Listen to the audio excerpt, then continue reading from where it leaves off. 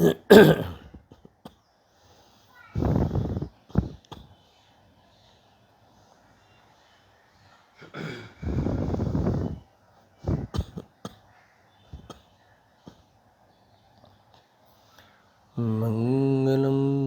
भगवान वीरो मंगलम गौतम घनी मंगलम कुंद कुंदारियो जैन धर्मोस्तु मंगलम सर्वमंगल मांगल्यम सर्वकल्याणकारकं प्रधानं सर्वधर्माणां जैनं जयतु शासनं जैनं जयतु शासनं सर्वव्यापैकचिद्रूपं स्वरूपाय परात्मने स्वोपलब्धि प्रसिद्धाय ज्ञानानन्दात्मने नमः। आत्मरूपयनुपमद्भुतं यानखे भगसिन्धुतरो आत्मरूप।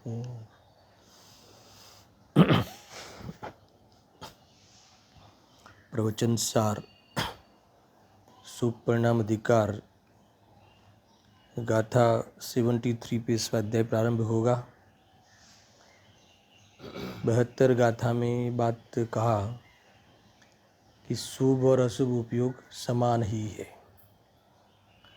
ये बात की वहाँ विशेष सिद्धि की। समान है उसका क्या अर्थ? अंत में निष्कर्ष में कहते हैं ना कि दोनों का एक नाम अशुद्ध उपयोग ही है। शुभ और अशुभ भाव अशुद्ध उपयोग के भेद है, शुद्ध उपयोग से विलक्षण है, विरुद्ध लक्षण वाले ये परिणाम है।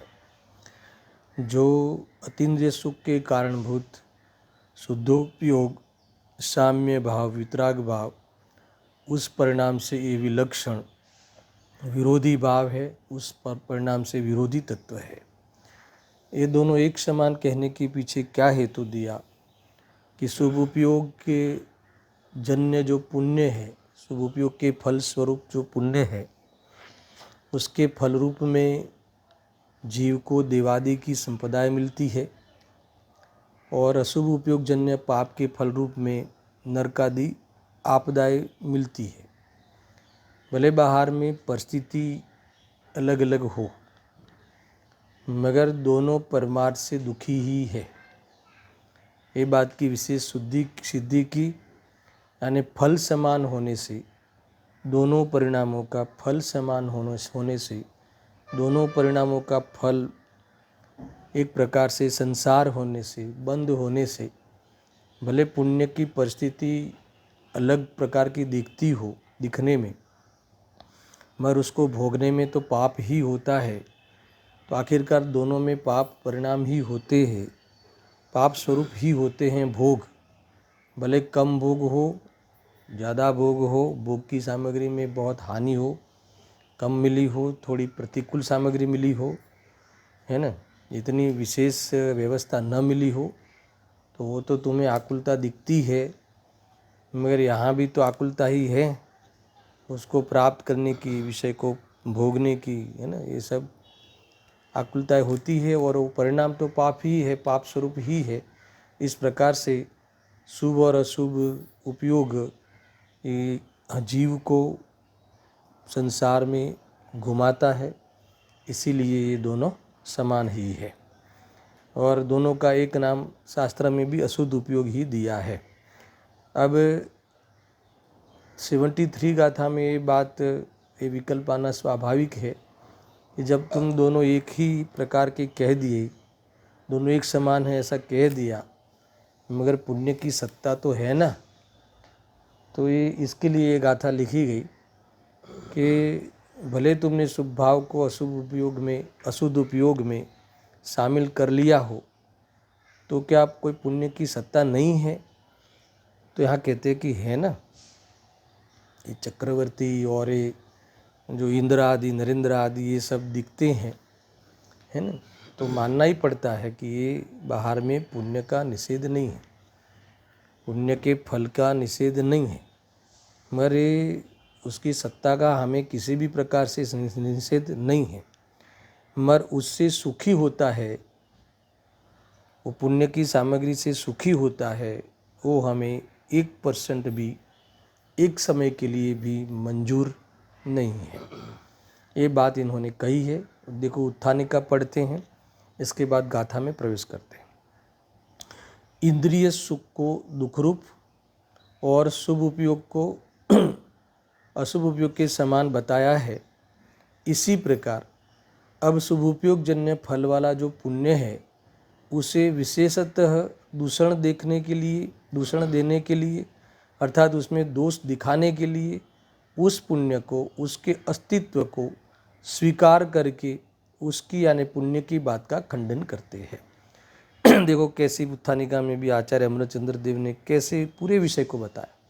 हम पुण्य की सत्ता सिद्ध करने वाले हैं। दुनिया में पुण्य की सत्ता तो है, हमारे आपके जीवन में भी पुण्य की सत्ता दिखती है ना। कभी तो ऐसा हो जाए कि बिना पुरुषार्थ किए, बिना प्रयत्न किए, बिना सोचा भी नहीं हो तो भी ऐसी अनुकूलता मिल जाए, है ना, ऐसे योग मिल जाए, है ना, कि जिसके लिए दुनिया, है ना, पीछे पड़ी रहती है। तो और कभी बहुत प्रयास करे फिर भी उसकी उपलब्धि नहीं हो, तो इससे पता चलता है पाप पुण्य का उदय का जो नाटक है, पुण्य के उदय में मिलने वाली ये जो सल्तनतें हैं, ये सब की सिद्धि होती है। तो यहाँ कहते हैं कि हम इसका निषेध नहीं करते, सुनना। मगर उत्थानिका में कहा कि हम ये जो दिखाते हैं, अब दिखाने वाले हैं पुण्य की सत्ता, तो इसीलिए दिखाने वाले हैं कि उसमें दोष दिखाने के लिए, यानी ये चीज़ें होते हुए जीव का क्या दोष हो जाता है, होते हुए जीव क्या करता है, वो भी साथ में बताने वाले हैं। पुण्य की सत्ता हम बताएंगे तो तुम मुंह में पानी नहीं लाना, तुम ऐसा समर्थन नहीं करना कि देखो हमने कहा ना पुण्य भी है तो है ना, कहाँ निषेध है। पुण्य के पक्षपात वाले जो होते हैं, पुण्य के पक्ष वाले जो होते हैं, उनके लिए तो ऐसा लगा कि देखो आचार्य देव ने हमें पुण्य की सत्ता तो कही कम से कम, मगर आचार्य अमृतचंद्र देव उस पुण्य की सत्ता बताने के साथ साथ ये कह देते हैं कि पुण्य की सत्ता इसलिए बताए जा रहे हैं कि उसकी जो मान्यता है ना पुण्य में सुख की, उसका खंडन करने के लिए, उसमें दोष बताने के लिए, इसमें क्या होता है वो बताने के लिए हम यहाँ पे ये बताते हैं। देखो मूल गाथा में तो पुण्य की सत्ता बता दी, और उसमें पुण्यवान जो पुण्यशाली होते हैं, ऐसे चक्री और शक्रेंद्र और नरेंद्र, इनको याद किया और बता दिया कि इनके वैभव, सुख वैभव जो मानते हो दुनिया में वो सब है। मगर आचार्य अमृतचंद्र देव ने जो भाव अभी उत्थानिका में बताया ना, वो बताया है कि वो कैसे है, वो भाव किस प्रकार के हैं, उसकी चर्चा इन्होंने विशेष वो घोंच की, है ना, वो उदाहरण देकर, हम जड़ो कहते हैं गुजराती में, जड़ो जो घोंच आती है ना, एक प्रकार का कीड़ा है, वो उसका उदाहरण दिया है। और उदाहरण देते हुए वो सुख में क्या दोष है, इंद्रिय सुख में, वो भी बताया है। अब ये जो झोंक वाला उदाहरण है ना, 2-3 गाथा तक चलने वाला है, सुनना बराबर से। देखो हाँ, चक्री अने देवेंद्र शुभ उपयोग मूलक भोग थी, पुष्टि करे देहादिनी, सुखी समधि से अभिरत रही। आचार्य कुंकुम देव ने भी इशारा तो किया है, सुखी जैसा दिखता है, लिखा ना, सुखी समदीख से अभिरत रही, सुख जैसा दिखता है मगर सुख है नहीं। किन के, ये जो सुख में प्रधान है ना, ऐसे ही वो बताने वाले हैं, चक्री और देवेंद्र आदि। देखो पढ़ो, वज्रधर और चक्रधर दो लिखा ना, वज्रधर चक्रधर, कुलिस आयुध चक्रधराह, ऐसा है ना संस्कृत में। यानी कुलिस आयु, ये क्या है? उनका जो आयुध रहता है ना, हथियार, कुलिस आयु कौन सा है? वज्र। इंद्रों के पास वज्र नाम का हथियार रहता है ना। ये इससे अपनी मतलब कि दुनिया की भी सुरक्षा इससे होती है, ऐसा कहते हैं। ऐसा शस्त्र है, आजकल चलता ना, ये अभी युद्ध चलता ये चीन का और भारत के, तो ये कह रहे हैं हमने इतने जहाज़ खरीदे, हमने वो आकाश की लड़ाई के भी वो साधन इकट्ठे कर लिए, पानी की लड़ाई युद्ध के भी ये सारे आयुध ले लिए, ऐसा। बट इस इंद्र के पास एक वज्र ऐसा होता है कि सारी दुनिया पे राज कर सकता है। समझ में आया ना? ये इतना ज़बरदस्त आयुध होता है, हथियार है ये। और एक है चक्रधर, 6 खंडों पे विजय प्राप्त करता है इस चक्र के निमित्त से। इनके चक्र की उपलब्धि होती है पुण्य के खजाने में। पुण्य के उदय से इस इनकी झोली में एक चक्र आके गिरता है, तो उस चक्र के निमित्त से सारे 6 खंडों को, राजाओं को अपने अधीन कर लेता है चक्रवर्ती, और तब जाके चक्रवर्ती होता है वो। तो यहाँ कहते हैं कि वज्रधर और चक्रधर, देखो कैसा है कि ये हथियार जो होते हैं वो मिलते हैं पुण्य के उदय से, मगर इनका जो प्रयोग है उससे होता है पाप। क्या होगी? हिंसा ही तो होगी, लोग दुखी हैं, लोगों के द्वेषी तो होगा। तुम चक्र चलाओगे तो किसी का वध होगा, ये सब भी तो होगा, लोग भयभीत रहेंगे, तो इससे होता है पाप। और मगर ये सब मिलते हैं, ये सारे आयुध यानी हथियार, वो सब पुण्य के उदय से मिले हैं। यानी ये तो इनकी एक निशानी बताई, इनके तो खजाने में बहुत कुछ पुण्य की सामग्री, ये भोग सामग्री मिलती है इनके, जो दुनिया में उत्कृष्ट से उत्कृष्ट सामग्री हो 5 इंद्रिय के भोग की, वो सामग्री इनके प्राप्त होती है। किससे होती है दर्शन? शुभोपयोग के फल में, शुभोपयोग के फल में, शुभोपयोग जन्य पुण्य से, शुभोपयोग जनित पुण्य परिणाम से, पुण्य के बंध से फिर उसका उदय होता है, और उसमें ये सारी सामग्री की व्यवस्था मिलती है। तो क्या नहीं मिलता? मैं जब ये कहूँ ना इनको भोग सामग्री मिलती है, तो तुम्हें क्या लेना है कि इनको मुक्ति की सामग्री अथवा मुक्ति इससे नहीं मिलती, इससे मोक्ष मार्ग नहीं खुलता। ऊपर से इसमें एंगेज रहे, इसमें लगा रहे, तो अपना मोक्ष जाने का चुके बिना नहीं रहता। देखो 2 चीज़ें हैं, शुभ परिणाम में आवे तो शुद्धोपयोग के नुकसान पे आते हैं, और फिर उस शुभ परिणाम के फल में लगे, समझ में आया ना, तो शुद्ध आत्मा की दूरी बढ़ जाती है, और उसमें उपादेय बुद्धि आ जाए तो समझ लो कि ये आत्मा की अनुभूति का अवसर चला जाता है ना। ऐसे ऐसी भाव में चले जावे एकेंद्रिय आदि, तो ये जीव फिर वो आत्मा का हित करने का वहाँ पर्याय में भी स्कोप नहीं रहता। इसीलिए बहुत खतरनाक बात है। आगे तो 79 आदि गाथा में तो और इसमें कहने वाले हैं कि महादुख संकट देने वाले हैं महाव्रत के परिणाम, ऐसा कहने वाले हैं।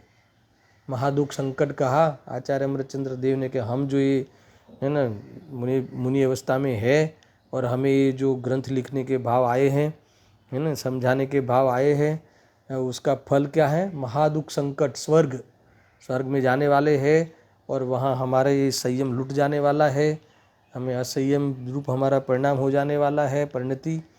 तो ये बहुत बड़ा महादुख संकट है। और वहाँ कदाचित ये सम्यक दर्शन चला जावे, है ना, आत्मदर्शन छूट जावे, तो एकेंद्रिय में जीव चला जावे, एकेंद्रिय में, है ना, ऐसा है। देवगति वाला जीव देवगति में नहीं जन्म लेता पुनः तुरंत, देवगति से निकलकर देव नहीं बनता, देवगति से निकलकर नारकी नहीं बनता, और देवगति से निकलकर मनुष्य बनता है, या फिर एकेंद्रिय में चला जाता है। समझ में आएगी नहीं? ये गजब है। अगर ऐसा परिणाम हो गया और आयु बंध गया तो चले ही जावे, कोई बड़ी बात नहीं है। पर सम्यक दर्शन चला जावे तो ये सब होता है। आत्मदर्शन नहीं रहा, आत्मानुभूति नहीं रही, तो महादुख संकट है। ऐसी बात आगे आने वाली। देखो यहाँ क्या कहते हैं, वज्रधर और चक्रधर। वज्रधर यानी इंद्र, चक्रधर यानी नरेंद्र, चक्रवर्ती, नरों में जो राजा है वो। आगे कहते हैं कि सुउपयोग मूलक पुण्यों के फलस्वरूप भोगों के द्वारा देहादिक की पुष्टि करते हैं, है ना, यानी वो दिखते हैं, और ये सारा वर्णन हमें पता है। तो ये पुण्य की सत्ता हुई कि नहीं हुई? पुण्य की सत्ता का हम कहाँ निषेध करते? दुनिया में देवेंद्रों की चर्चा मिलती है, देवेंद्रों को देखा जाता है, और ये सुरेंद्र हो गए, और यहाँ चक्रवर्ती आदि राजा आदि हो गए ना, इसके पीछे राजा आदि, और अभी जो चलते हो राजा आदि, अभी भी तुम्हें जो भी चलते हो अभी लोकशाही में जो राजा कहते हैं ना, जो बड़े बड़े लोग पुण्यवान, तो क्या इनके सारे शुभोपयोग मूलक वो पुण्यों के फलस्वरूप भोग की सामग्री देखी जाती है ना, और वो देहादिक की पुष्टि करते हैं, देहादिक के माध्यम से इंद्रियों के भोग की पुष्टि करते हुए दिखाई देते हैं। बताते हैं ना कभी किसी की जाहो जलाली, दुनिया में दुनिया के शब्द है ये सब, जाहो जलाली तो क्या कहे, ज्ञानियों को तो ये लगता है कि ये तुम कहाँ आ गए, हम कहाँ ये टाटा की भट्ठी में आ गए, ऐसा लगता है। देखो, और अब सुनना, पुष्टि करते हैं और इस प्रकार भोगों में रत वर्ते हुए सुखी जैसे भासित होते हैं, है ना। इतना कहकर अब सुखी का, सुख का आभास है, इतना इशारा तो कर ही दिया है ना। सुखी जैसे भासित होते हैं यानी सुखी नहीं है, सुखी जैसे लगते हैं, भ्रम है ना, वह सुखी नहीं है। आगे तो बहुत कहा ना, वो तो देह से पीड़ित है, तब तो इसमें जब पट्टे मारते हैं, ये तो इस जब इसमें दिखे, इलाज के रूप में भी दिखे, इसका अर्थ ये हो गया कि ये इसकी यातना है और बहुत आकुलताएं होती है। देखो, इसीलिए पुण्य विद्यमान अवश्य है। इस गाथा का विषय तो यही है कि ये पुण्य है, पुण्य की सत्ता दुनिया में है, हम इसका निषेध नहीं कर सकते, मगर है तो है ना, है होने का कौन मना करता है। मगर उससे सुख मिलता है क्या? नहीं मिलता। तो क्या मिलता है? तो क्या वो तो दुख की निशानी है। समझ में आया ना। इसमें तो वो तो असह्य जब होता है ना वेग कषायों का, जब इसमें दिखता है ये जीव, क्रियाओं में दिखता है, भोग की क्रियाओं में।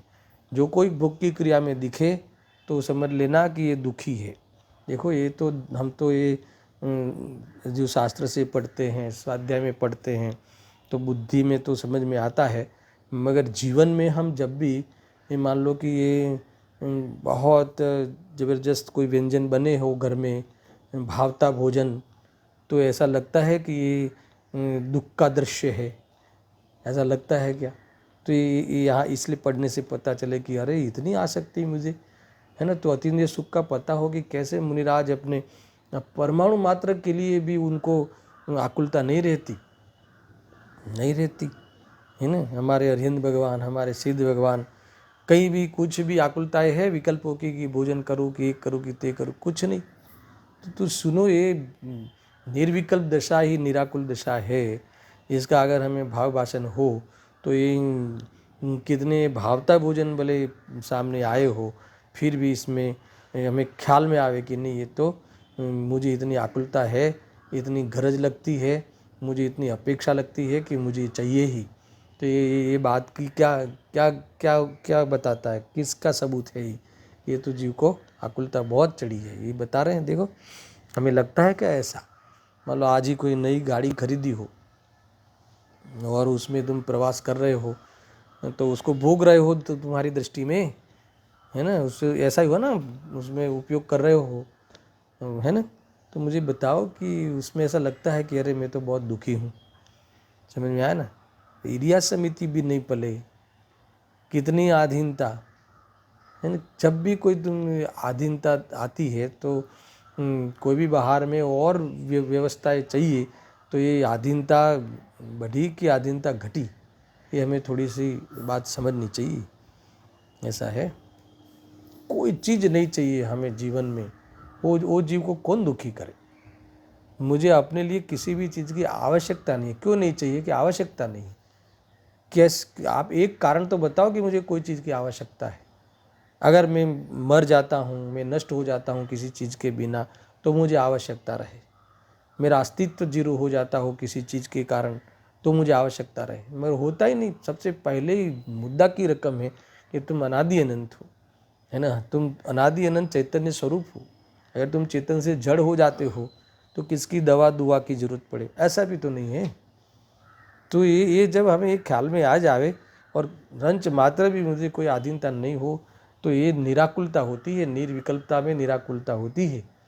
समझ में आया कि नहीं? ये सच्चा सुख है, अतीन्द्रिय सुख है, और परमार्थ से वो सुख है, स्वाभाविक सुख है।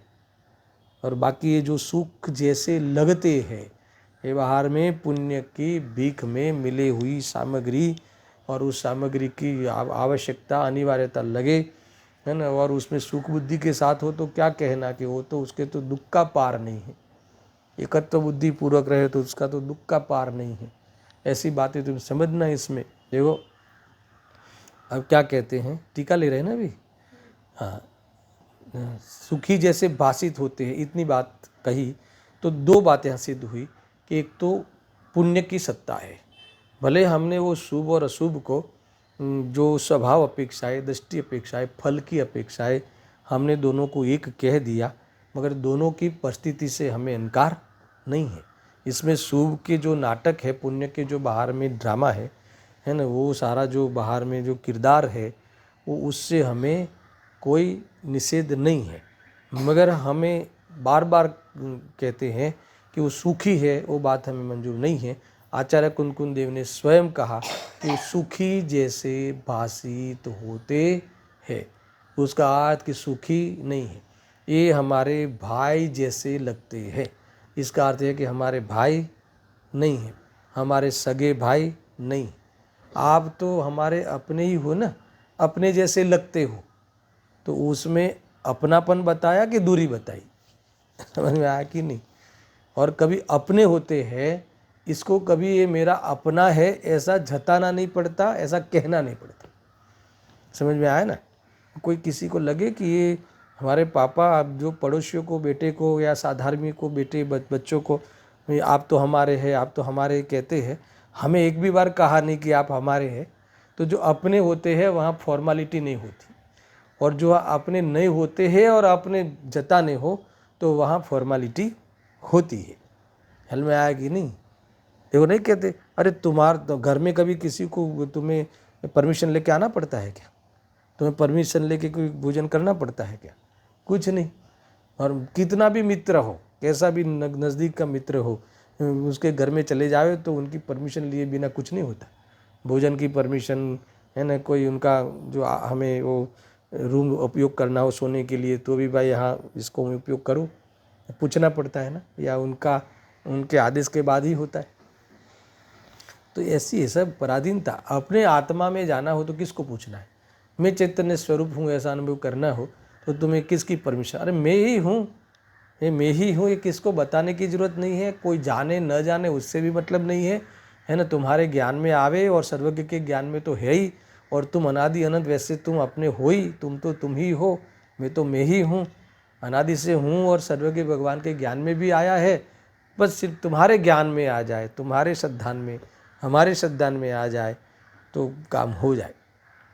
सारी दुनिया मुझे भगवान आत्मा माने, चैतन्य स्वरूप माने, जाने, है ना, सारे ज्ञानी मुझे चैतन्य स्वरूप हूँ ऐसा जाने, सारी केवल ज्ञानी मुझ में चैतन्य स्वरूप हूँ, ये जीव चैतन्य स्वरूप हूँ ऐसा जाने, तो उससे मुझे कोई लाभ नहीं है। मगर मैं चैतन्य स्वरूप हूँ अनादि से अनंत काल तक, और ऐसा मैं अनुभव हूँ, ऐसा जानूँ, तो यहाँ कहते हैं कि ये मुक्ति में प्रवेश इसने कर लिया है।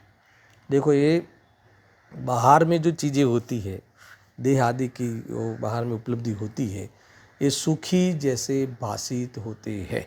अब देखो टीका पढ़ता हूँ, गजब की वस्तु है। शक्रेंद्र और चक्रवर्ती, दो बताए ना, शक्रेंद्र यानी इंद्र और चक्रवर्ती, अपनी इच्छा अनुसार प्राप्त भोगों के द्वारा शरीर आदि को पुष्ट करते हुए, अब सुनना, वो बताया ना आचार्य अमृतचंद्र देव ने टीका में, अरे वो उत्थानिका में क्या बताया था कि हम पुण्य की सत्ता बताएंगे, और साथ में क्यों बताएंगे कि दूषण देखने के लिए, अर्थात तो इसमें दोष दिखाने के लिए, पुण्य के अस्तित्व को स्वीकार करके उस पुण्य की बात को खंडन करने के लिए, कौन सी बात को? सुख है इसमें, ऐसी बात को खंडन करने के लिए बताएंगे।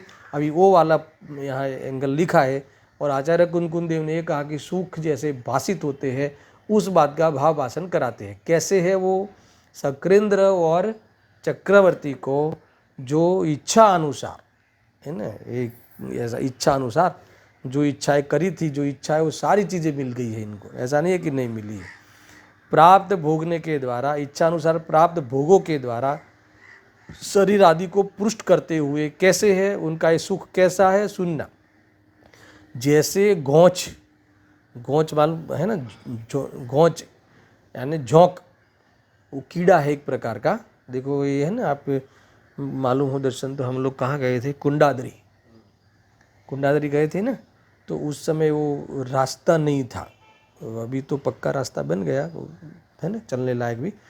तो उस समय जैसे हमने बीच बीच में जंगल के रास्ते से सब ने प्रवास करके ऊपर गए थे चलते हुए, तो सबके जड़ों लग गई थी, चोट गई थी, पता भी नहीं चले कि चोटी है ना। तो ये जो ये एक जंतु है, कीड़ा है, कि वो जहाँ हमारा शरीर का कोई सड़ा हो भाग है ना, कोई जख्म हुआ हो, पक गया हो, वहाँ ये चिपक जाती है। और वो दूषित खून होता है ना वहाँ, तो रक्त जो हुआ घाव में, अर्थात जो घाव पड़ा है, अर्थात जो सड़ा है, तो वहाँ का लोही कैसा होता है, सड़ा हुआ। तो वो सड़े हुए लहू को चूसती है, वो जड़ों, वो वाला जो गोंच, तो वहाँ तक चूसती रहती है वो कि उसका पेट नहीं फट जाए। यानी वो इतनी आसक्त है उस लोही की, अच्छा लोही नहीं वो चूसेगा, खराब लोही ही चूसेगी।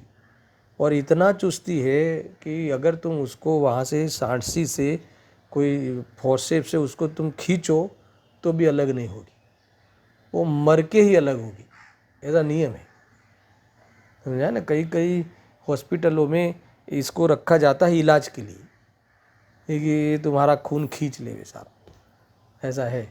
यद्यपि मगर उसकी मौत की कीमत पे होता है, जो भी होता है वो। तो ये कहते हैं कि ऐसे दूषित रक्त में, देखो झोंक दूषित रक्त में अत्यंत आसक्त वर्ती हुई सुखी जैसी भाषित होती है। दुनिया को क्या लगे, दूसरे प्राणी को, दूसरे है ना, और किसको क्या लगे कि ये देखो उसको तो लोही पीने मिलता है, दुनिया में तो ऐसा है ना, वो खून आदि, तो वो उसको ये लगे सुखी है, कैसा ये सब का खून पीती है और मोटी बनती है, तो दुनिया को लगे कि ये तो सुखी है। पर बताओ वो सुखी है कि सुखी जैसी लगती है? अच्छा, सुखी जैसी लगती है यानी दुखी ही है। अरे जिससे दूषित लोही का सेवन करना पड़े, है ना, तो वो बताओ कि वो सुखी कैसे हुई, वो तो दुखी हुई ना। ऐसी गंदी चीज़ों को सेवन करना पड़े बिना भान के, तो वो वास्तव में वो सारा प्रसंग दुख का ही सबूत है। वो प्रसंग ये बता रहा है कि इसको कितनी पीड़ा है कि जैसे ये चीज़ें खानी पड़ती। कई लोग कहते हैं ना, ये कितने कब तक रामायण, उठो सुबह में, फिर नहाओ धो, फिर खाओ पियो, फिर वापस वही करो, दूसरे दिन फिर मर जाओ। ऐसा लगता है ना कई जीवों को, तो ऐसा कि खाने पीने का भले हो इसके पास व्यवस्था, मांगने जाना नहीं पड़े, कमाने नहीं जाना पड़े, इतनी व्यवस्था हो, तो भी उससे ऐसा लगता है कि कब तक इसमें चीज़ों के पास रहना और इसमें झुकाना। ये सब बाहर के एक इंद्रिय जीव, बताया था ना, एक इंद्रिय जीवों के शरीर आदि तो है, और क्या है, ये गेहूँ आदि, ऐसा है ना। फिर भी वो उसे मांस नहीं कहते। दो इंद्रिय से जीव से फिर वो उनका शरीर मांस है, एक इंद्रिय जीव का शरीर मांस के रूप में नहीं होता। दो इंद्रिय जीव के से फिर आगे के सारे जीवों का शरीर मांस कहलाता। उसमें स्वयं जीवों की उत्पत्ति, उस शरीर में मूल जीव हो, उसका स्वामी जीव हो, निकल जाने के बाद भी उस मांस रूपी शरीर में जो और सूक्ष्म जीवों की उत्पत्ति होती रहती है ना, ऐसा है। और गेहूँ में उसमें ऐसा नहीं होता। नहीं तो आप बोलोगे अपक्ष है क्या, अपक्ष नहीं है, वो भक्ष है, क्योंकि उनकी जो गेहूँ होता है ना, उसकी 90 डेज़ की आयु रहती है गेहूँ में आया हुआ जीव को। तुम वहाँ से पाक लो या नहीं लो, 90 दिन के बाद वो जीव वहाँ से निकल ही जाता है। तो और वो जो शरीर पड़ा रहता है, वो शरीर में वो उसमें वो नहीं होती उस प्रकार का दोष। मेरे यहाँ कहते हैं कि फिर भी वो उसकी हमें आसक्ति रहे, है ना, ये सब फिर उसकी जो भी वानगियाँ बनती हो, जो भी बनती है, उसमें जो दोष लगता हो, कई बातें की कि फिर इसमें वो जो मर्यादाएं आटे की, वो सब वो बात तो आई गई, ऐसा है ना। ऐसा देखो, जो साग भाजी आदि से ज़्यादा दोष मर्यादा के रहित जो चीज़ें होती ना, उसके सेवन में है। उसमें त्रस जीवों की हिंसा का दोष लगता है। जैसे लोट की मर्यादाएं होती है, ठंडी ऋतु में, गर्म ऋतु में जो है ना, कितने दिन है? हाँ, बारिश में 3 दिन है, और ठंडी की ऋतु में 7 दिन, और गर्मी में 5 दिन है ना। अगर उस वहाँ तक तुम अगर पीसते हो, उतने दिन तक तुम सेवन करते हो पीस कर, तो उसमें दोष नहीं लगता। मगर उससे थोड़ा समय आगे बढ़ा तो ये हरी से ज़्यादा दोष उसमें लगता है ना। क्योंकि कषाय तीव्र हो तो ही दिखने पर भी जीव भोजन करे, है ना। तो इसमें सब ये समझ लेना जो भी है। खैर ये बात तो थोड़ी सी आ गई। यहाँ तो कहते हैं कि तुम उसका त्याग भी करो तो वो जो पुण्य भाव है, वो पुण्य भाव तुम्हें धर्म नहीं दे सकता। ये बात यहाँ तो ये बात ली है ना। तुम स्वास्थ्य के लिए भले त्याग नहीं किया हो, तुमने धर्म के नाम पे त्याग किया हो, अरे कोई उपादेय बुद्धि नहीं हो जिनके, फिर भी त्याग किया हो, तो उसका फल क्या है? मोक्ष नहीं है, संसार ही है। यहाँ तो ये बात है। मगर जीवन तो ऐसा ही होता है ना। जब जीवन ग्रस्त जीवन में मजबूरी से रहता है तो ये सारा जीवन इसका पवित्र ही होता है। ऐसे पवित्र जीवन में ही तत्व अभ्यास और तत्व प्रतीति संभव है। मगर उस परिणाम का फल है ना, वो तो स्वर्ग आदि ही है। और उसमें वितरागता कर ली और पुण्य का भी अभाव कर लिया तो मोक्ष में चला जाएगा। मगर नहीं किया तब तक एक गतियों में उसे आना पड़ेगा, है ना। ऐसे जो ये देखो कैसा लिखा है कि कैसी बात है। देखो 2 प्रकार बताए। एक आगे की गाथा में 71 गाथा में क्या कहा था कि तन से पीड़ित कहा था, है ना, इंद्रिय सुख पीड़ाजन्य कहा। और अब यहाँ क्या कहते हैं? गोज की तरह यहाँ कहते हैं कि ये कौन सा? दूषित खून के सेवन जैसा कहा। इंद्रिय सुख 2 प्रकार के कहे ना। एक आगे कौन से का 71वीं गाथा में क्या कहा, है ना, यहाँ कहा था कि तन से पीड़ित, जैसे इंद्रिय सुख जो है वो तन से पीड़ाजन्य, पीड़ा देने वाले है एक। और यहाँ कहा कि गौज की तरह, उस झोंक की तरह दूषित खून के सेवन जैसे है। ऐसा ही है ना। देखो ये आप कहो कि भाई हम तो दूषित कहाँ हुआ, ये तो कहा था ना ये सारे ऐठवत है ना। तो ये तुमने आज निगल रहे हो तो ऐसे तो अनंत बार इसी चीज़ को तुमने चखा है। अनंत बार तुम्हारे मुंह से और अन्य लोगों के भी ये जीवा के विषय बने हैं। समझ में आया कि नहीं? ऐसा ही तो है, ऐसा है। फिर इसमें खाद डालते हैं, वो पशुओं की ये विष्ठा ही होती हैं। तो ये सब उस चीज़ों में, उसी में से तो बनता है। ये गेहूँ जो बनता है, गेहूँ रूप का या जो गेहूँ मकाई आदि, तो ये शरीर बनता है तो किस में से बनता है? जो एक खाद होती है, मिट्टी होती है, इसको मिला के जो इसमें से तो ये शरीर बनता है। समझ में आया कि नहीं? ऐसा है। और ये जो मनुष्य का शरीर है वो भी तो शुक्राणु आदि माता पिता की गंदगी से बना हुआ होता है।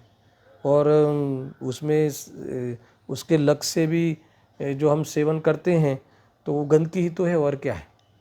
समझ में आया ना? ऐसे कई बातें लिखी है। आप इसमें अगर और प्रवचन पढ़े सुने तो कहीं ना कहीं ये सारी बातें जो मैं कह रहा हूँ ये मैंने कहीं ना कहीं पढ़ी है, सुनी है। बहुत पहले भी इसका बहुत स्वाध्याय हुआ है ना, कई बार हुआ। देखो, हाँ, दूषित रक्त में अत्यंत आसक्तवर्ती हुई सूखी जैसी बासित होती है। ऐसा है। इसकी सुख की तुलना इस इंद्रों के और चक्रवर्तियों के सुख की तुलना किससे करी? जोंक जैसे किसी व्यक्ति के, है ना, दूषित रक्त में अत्यंत आसक्त रूप से वर्तती है ना, उस जैसे वो सुखी जैसी बासित होती है, वैसे ये इंद्र, देवेंद्र, नरेंद्र जो भी है ये सब भोगों में आसक्त वर्तते हुए, लिखा है देखो, उसी प्रकार उन भोगों में अत्यंत आसक्त वर्तते हुए सुखी जैसे बासित होते हैं। सुखी होते नहीं, सुख है नहीं और इससे सुखी होते नहीं, सुखी जैसे बासित होते हैं। सुख का आभास अज्ञानी को लगता है। अगर वहाँ ज्ञानी हो तो भोगते हुए भी ये ऐसा अनुभव करता है कि मैं दुखी हूँ, ये तो वास्तव में इंद्रिय सुख में दिखता हूँ, इसलिए ये मैं तो दुखों में ही खड़ा हूँ। है ना, ऐसा समझकर वो उससे मिलने वाले शुभ भाव का त्याग करके बार बार शुद्धोपयोग में जा मिलता है और आगे मुनि दशा को ग्रहण करते हुए मुक्ति को प्राप्त होता ही है, ऐसा समझना। मगर किसी को उसमें सुख ही लगता हो तो वो कैसे त्याग करेगा, नहीं करेगा ना, ऐसा है। गजब की बात है। देखो, अर्थात शुभ उपयोग जन्य फल वाले पुण्यों का अस्तित्व दिखाई देता है, ये बात इन्होंने यहाँ कही है। देखो भावार्थ भी पढ़ लेते हैं, छोटे छोटे है भावार्थ आदि। जो भोगों में आसक्त बरतते हुए इंद्र इत्यादि घोंच जोंक की भांति सुखी जैसे मालूम होते हैं। मतलब एक कितनी एक प्रकार से बेइज्जती हुई है ना। जैसे जोंक मलिन विषय में आसक्त करते बढ़ता है, तो ये भी तो विषय सब मलिन है। पंचेंद्रिय के विषय कौन से अच्छे हैं, मलिन ही तो है, ऐसा ही है। देखो ये आप इसको अगर अभक्ष का तो यहाँ नाम ही नहीं लेना है, मगर जो भक्ष चीज़ें हैं ना, वो भी तो कौन सी मतलब कि अच्छी चीज़ें हैं। कितनी अंतराय वाली होगी, कितनी दोष वाली होगी, कितने जीवों के भोग पे बनती है वो, कितने जीवों की प्राण घात पे चीज़ें बनती है। आपको पता है कि ये अनाज खेतर से लेके, खेत से लेके हमारे इस किचन तक पहुंचता है, तो उस पहुंचने में कितने जीवों की प्राणघात होता होगा, है ना। इनडायरेक्टली भी होता है कि नहीं होता। और इसके बाद भी अगर कोई देखता होगा, नहीं देखता होगा, बाज़ार की तो यहाँ बात ही नहीं है, सड़ते हैं। तुम जो घंटी में पीसते हो तो घंटी की सफाई नहीं होती, तो वहाँ एक बार खोल के देखना, इतनी जीव राशि पैदा हो जाती है। वो जो धरी होती है ना उसकी गोल घूमती वहाँ पे, तो बहुत कुछ चुकाना पड़ता है। ये ऐसी चीज़ें होती हैं। ये तो मैं हिंसा की ओर से कह रहा हूँ। ये और भी मलिनताएँ तो बहुत होती है। जो भी बनाते हो, किसी के घर में रसोया हो, किसी के घर में स्वयं बनाते हो, तो ये सारे हाथ आदि तो चमड़े के हाथ में क्या है, पसीना ही तो है। समझ में आएगी नहीं। तो आप इसको अगर बहुत विस्तार करके देखोगे तो ये जो जैसे दूषित रक्त कहा है ना, ऐसे ये सारी चीज़ें दूषित है। हाँ ये ठीक है कि भाई जो हम शुद्ध का भोजन करें, शोध से बनावे, तो इसमें थोड़ी जो ये जो हिंसा वाली मैटर वहाँ रुक जाती हैं, उससे कई प्रकार से बचा जाता है।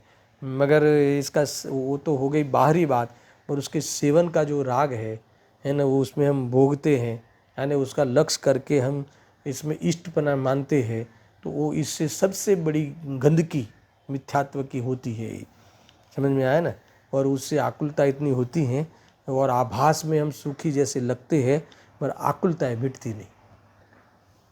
किसी के भी आज तक आकुलता मिट गई हो तो जितने भी साल जिनको यहाँ हुए हो, कोई 25 साल वाला होगा, कोई 50 साल वाला होगा, कोई 60 साल वाला होगा, तो मुझे बताओ कि किसी ने भरपेट भोजन किया तो अभी कोई दुखी आकुलता बिना हुआ हो, ऐसा आकुलता रहित हो गया हो, ऐसा हो तो बताओ। नहीं होता। मोह के अभाव के बिना आकुलताएं नहीं मिटती। सब समझना चाहिए। देखो कुछ भी मिल जाए हमें, तो ये देखो इसके प्रति जो मिलना मिले इस भोग सामग्री, उसके पीछे हमने जो हमारा जो मूल करीम समय और अमूल्य उपयोग जो बर्बाद करते हैं, ये हमें सबसे बड़ा लॉस है। ऐसा है। मैं तो बार बार मुझे जब भी ये पढ़ता हूँ या फिर जब भी विचार करता हूँ, तो और एक ख्याल आता है कि जहाँ भी हमारा उपयोग चलता है ना, एक अपने स्वरूप गुप्त अमृत चंद्र आचार्य देव स्वरूप में गुप्त हो जाना चाहिए, स्वरूप में लीन हो जाना चाहिए। ये बाहर के जो अलग अलग प्रकार के चेहरे मिलते हैं है ना, वो हमारे है ही नहीं, ये समझना। देखो पात्रता में ऐसा कहा श्रीमद जी ने कि ये जैसे हमें ऐसा लगता हो ना कि इस शरीर जैसे खूंटी पे लटका दिया हो, इतनी दूरी लगनी चाहिए। जैसे खमीस कैसे खूंटी पे लगा देते हैं ना, ऐसा ही यानी हमें याद करना पड़े। जैसे आपको कोई ग्रुप फोटो दिखावे ना, कॉलेज का, स्कूल का दर्शन या तुम्हारे पाठशाला का, तो तुम अपना चेहरा ढूंढते हो ना, मतलब ये चेहरा ही तुम्हें ढूंढना पड़े कि कौन सा होगा मेरा ये चेहरा, जो भी व्यवहार से कहते वो भी, यानी इतना विस्मरण होना चाहिए, इतना इसके प्रति उपेक्षा भाव होना चाहिए। समझ में आया ना। क्योंकि वो चीज़ है ही नहीं, वो मेरा असली रूप है ही नहीं। ये सारे जो बाहर के जो हमें ये चेहरे मिलते हैं वो पुद्गल का आकार है, और उसमें जो चैतन्य आकार है, जो ज्ञान आकार है, जो ज्ञान शरीरी है, जो जानता दिखता है, जो वास्तव में साक्षी भाव से सदाकाल है ना सारी दुनिया को जाहिर करता हुआ और स्वयं को प्रकाशता हुआ वर्त रहा है, ऐसा जो चैतन्य प्रभु मैं हूँ। और इसके प्रति अगर तुम्हारी प्रतीति नहीं जगी है ना, अनुभूति नहीं जगी, तो समझ लेना कि ये बेइज्जत जो हो रहे हैं इस इंद्रिय सुख में, हमारा लिस्ट में कहाँ ना बेइज्जती में नाम आया ना, जो भले तुमने बड़े बड़े सेठ बन के तुमने भोगे हो या जो भी करते हो, तो ये सारी चीज़ें में कौन सा तुम्हारा नाम है ना, कौन सा इसमें बड़ा नाम हुआ? ऐसा है, महाराजा कहलाते हमारे मुनि राजा, महाराजा ऐसा है। जो भोगों में आसक्त वर्ते हुए इत्यादि घोंच जोक की भांति सुखी जैसे मालूम होते हैं, वे भोग पुण्य के फल है। इसीलिए पुण्य का अस्तित्व अवश्य है, मगर कैसा अस्तित्व है? और अरे जो तुम्हें अस्तित्व बताया कि तुम्हारे पास जो चीज़ है वो कैसी है, समझ में आया कि नहीं? अरे तुम्हें दुख देने वाली है, दुख में निमित्त देने वाली है। आगे तो अभी गाथा आने वाली है कि ये सारा जो पुण्य है ना वो तृष्णा का बीज है, ऐसा है, तुम्हारी तृष्णा बढ़ाने वाली चीज़ें है ये। और ऐसी चीज़ों में कि तुम्हें महिमा आती हो तो हम क्या करें? ये कोई महिमा लाने जैसी है? सारी दुनिया इसके पीछे पागल है कि इसके पास इतने धन है, इतने बंगले हैं, इतनी गाड़ी है, इतना वो है, इतना सुंदर रूप है, जो भी है, कि यहाँ कहते हैं कि वो सारी जो है पुण्य फल, पुण्य शुभ भाव जन्य पुण्य फल की ये सामग्री है।